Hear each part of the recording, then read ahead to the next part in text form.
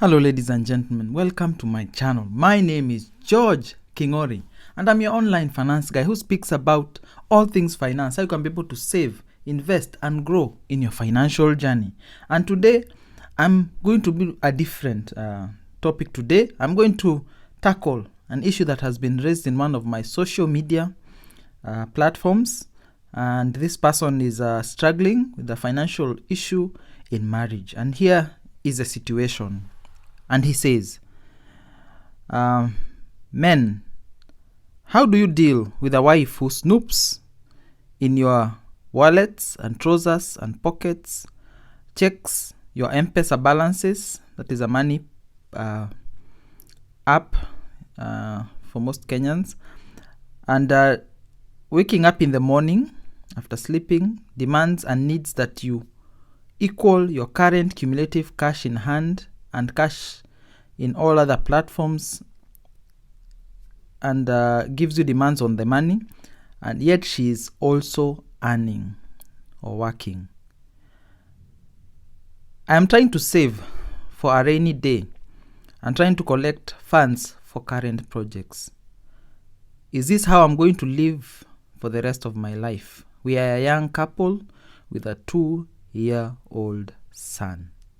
So that is the situation. So basically the wife is always snooping around, always checking the money that the person has at any given time every day. So when he wakes up, he finds that the wife is always looking out for opportunities to spend that money. Yet the person does not follow. The guy does not follow on their end. Of course, I do not know the full situation or where the wife might be, but as a married person, maybe I would give my input in this way.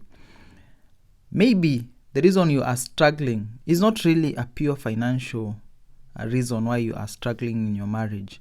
It could be a matter of mistrust. Maybe your wife does not trust you and considers looking at your financial transactions as a way of knowing where your heart is. Maybe you have not committed yourselves to her.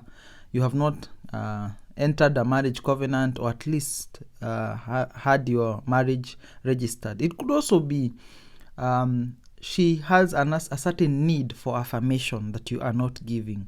So she has to constantly look around to check whether you are still on the same page. And she could also be handling issues to do with trauma as regards to maybe how she was brought up. I do not know the situation. So she always finds a way of keeping some money on her end aside for a rainy day, but wants to spend your money because she feels like it is her only way of having a form of security on her end. So it could be all these issues. However, when it comes to marriage and family, I would want to put some perspective. Why would you trust somebody with your life? Meaning that you sleep by their side. They could wake up, they could kill you, they could do all sorts of things to you, but yet do not trust them with your money. As a husband and wife, you need to be clear on all financial matters. You need to have everything on the table. Otherwise, when there is hidden things in any marriage, there is bound to be trouble. You do not have to have one account. You do not have to invest together in the same names, or have one person control both bank accounts or such things. But you need to have an open, transparent communication line. You are together in marriage. You are trying to go the same directions. So your finances cannot be going on two different ends. Again, I have done a video on the conversations you should have before marriage. But now that you're already committed, then you need to relearn and learn. You need to look for people who could be able to help you in this journey, and learning how to be accountable to each other financially. We may have certain expectations with society. As an African, I'm expected to provide for my family every day, and that is a societal expectation. But you as a family need to determine what is important for you. You need to determine what are the goals that you have together as a family. Then you need to understand that for you to achieve these goals, you need to work as a team. Because when you work as a team, you are able to help one another. You might find one has a specific financial weakness, another has a specific financial strength. And these strengths and weaknesses may be distributed differently. Remember that it is interesting that majority of couples who come together into a union of marriage are usually opposites. They are usually even opposites, even in the way they spend their money and the way they view their money. The way they consider investments and spending is different. And so you can be able to glean out of the strengths of one to be able to correct the weaknesses of the other. But you both need to have a teachable spirit, because when you have a teachable spirit, you can always find ways to work around it. Ladies and gentlemen, you need to sit down and determine what are your goals, where are you going, where are you heading, and especially now that you have a child in the picture, you need to secure the financial future of your family, because it is your son's future is dependent on how you put your affairs in order. One of the ways that could be able to help you in your marriage is to have projects and plans, because if you have no plan, then you are bound to fail. You need to know where are we heading and have a plan and purpose.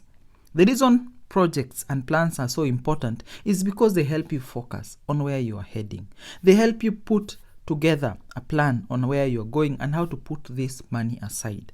And when you have projects, it also helps you in communication, because you're constantly updating each other.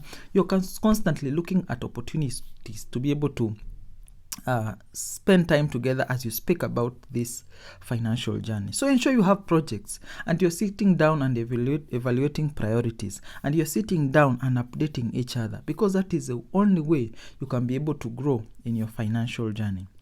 I'm yet to meet couples that are extremely successful, who do their finances separately, who do their investments separately, yet live under the same roof. Ladies and gentlemen, it is good to consider that 40% of marriages that end up in divorce is because of financial matters. So you need to sit down, evaluate what you need to do.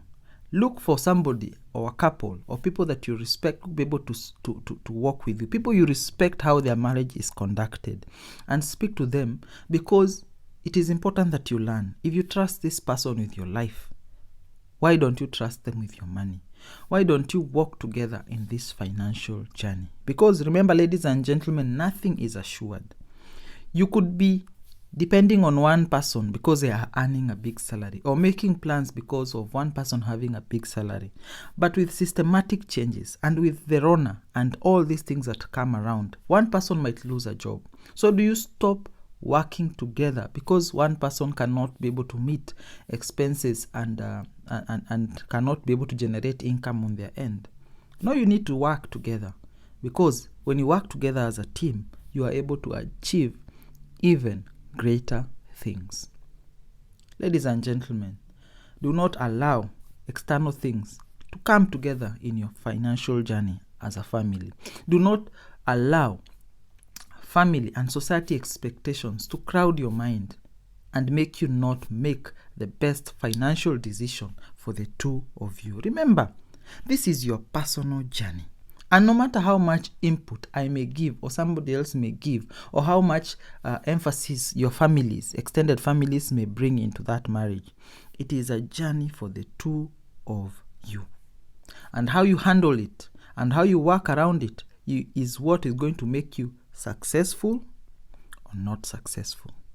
So I hope I have shed some light and have helped you be able to debunk this issue of finances, trust, and working together as husband and wife to secure the financial future of your family and your child. So thank you and enjoy your day. If I have been helpful to you, please leave a comment down here. If you have any other suggestions that could be able to help this brother, please leave them down below. And like this article, because I will be able to know that these are the things that you desire, even as we talk about personal financial journeys. Thank you and enjoy your day.